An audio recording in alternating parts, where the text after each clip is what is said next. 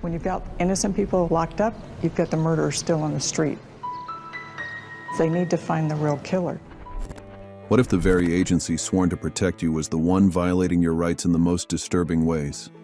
The FBI has long been a symbol of justice. How did they break the rules? What were the most serious errors? I never conspire with any group of men to take a man's life, never. But beneath the surface lies a history riddled with corruption, deception, and outright crimes against the very people it claims to serve.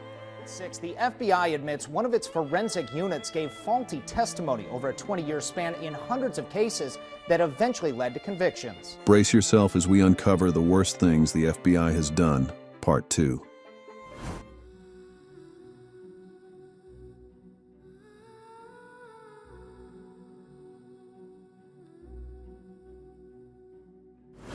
The FBI admits one of its forensic units gave faulty testimony over a 20-year span in hundreds of cases that eventually led to convictions. For decades, the FBI has been implicated in wrongful convictions through corruption, fabricated evidence, and protecting criminals, ruining lives and eroding trust in justice.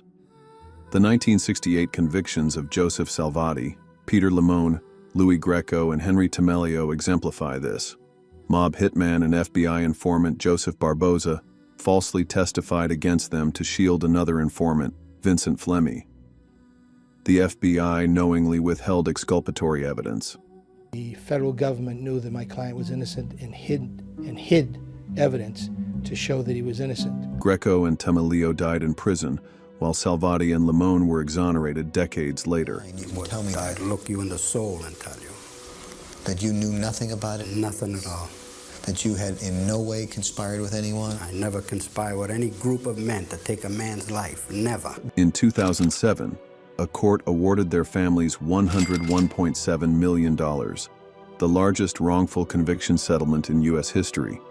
In another case, Norval Falconer was framed by New Haven detectives in 2006, while an FBI agent and state cop looked on, prioritizing their corruption probe over an innocent man's freedom. The FBI's reliance on jailhouse informants, incentivized with leniency, has contributed to nearly 1 in 5 DNA-based exonerations. This secretive system deprives defendants of critical information about informants' credibility. These cases reveal a pattern, not isolated mistakes. Until real accountability is enforced, how many more lives will be destroyed in the name of justice?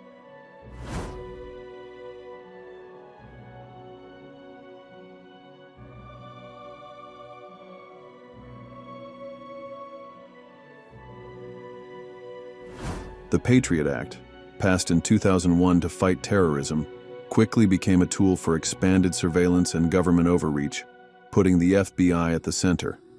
Under national security claims, the FBI gained sweeping powers, accessing sensitive records without court approval, conducting secret searches, and using national security letters, NSLs, to collect data with minimal oversight.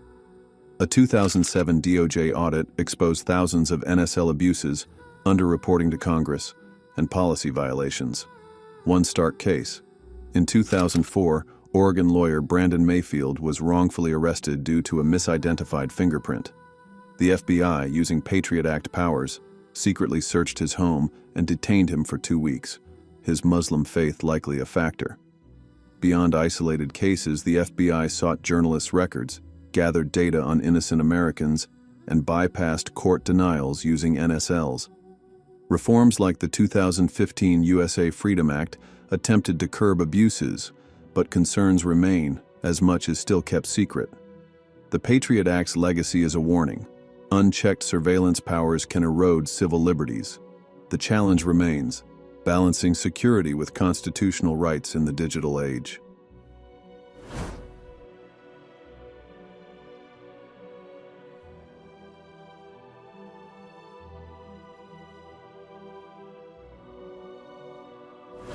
The FBI meant to protect Americans. 50 years ago today, FBI Director J. Edgar Hoover made headlines by calling Dr. Martin Luther King, quote, the most notorious liar in the country. Once turned its power against civil rights leader Dr. Martin Luther King Jr. under J. Edgar Hoover. The Bureau saw King not as a hero, but as a threat. Starting in 1962, the the FBI wiretapped his phones, bugged his hotel rooms, and infiltrated his circle under the false pretense of communist ties. In 1964, they sent an anonymous letter, now infamous as the suicide letter, calling him a fraud and urging him to take his own life. King immediately recognized it as an FBI threat. This harassment was part of COINTELPRO, a broader program targeting civil rights leaders. The Bureau even tried to discredit him through journalists and church leaders, but King's legacy endured, while Hoover's actions remain a stain on U.S. history. This dark chapter serves as a warning. If the FBI could target Martin Luther King Jr., who else might have been subjected to such abuse?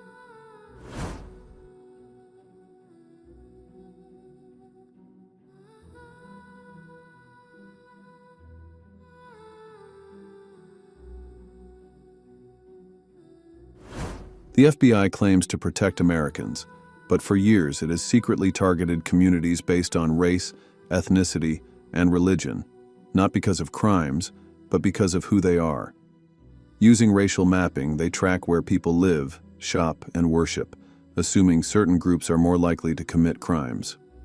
The ACLU uncovered how Black, Latino, Muslim, and Asian American neighborhoods were surveilled without cause.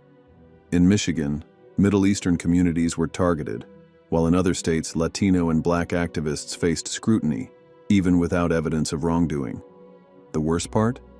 The FBI tried to keep it all secret, using national security loopholes to justify discrimination. Even after racial profiling was condemned, they continued mass surveillance through bulk data collection and national security letters. This isn't about safety. It's systemic injustice. When law enforcement secretly targets entire communities, no one is truly safe. It's time to demand transparency and real accountability.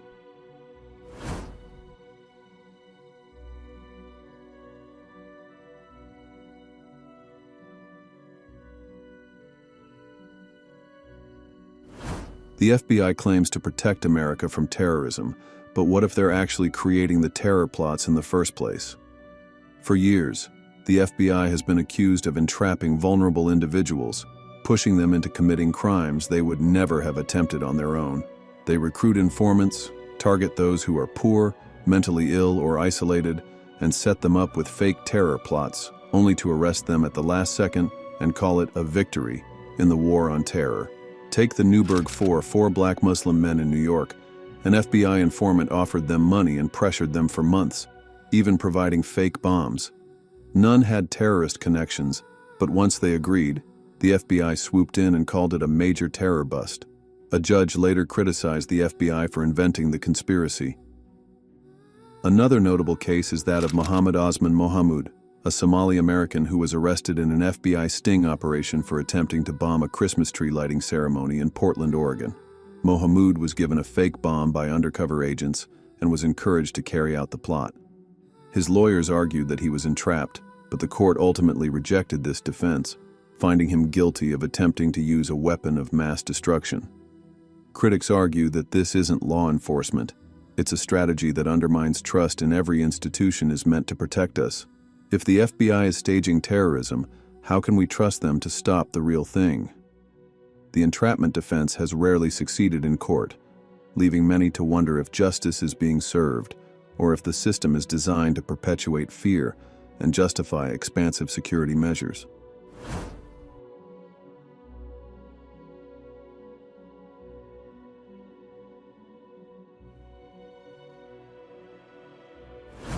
From 1956 to 1971, the FBI ran COINTELPRO,